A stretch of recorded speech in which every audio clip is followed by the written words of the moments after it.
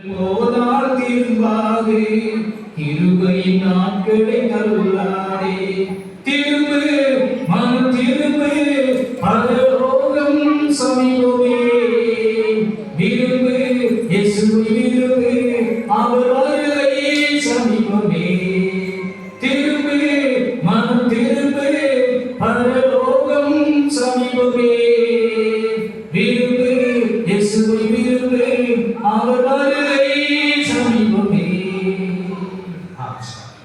உபவாசத்தோடு அழுகையோடு புலம்பலோடு அவர் திரும்புகிறார்.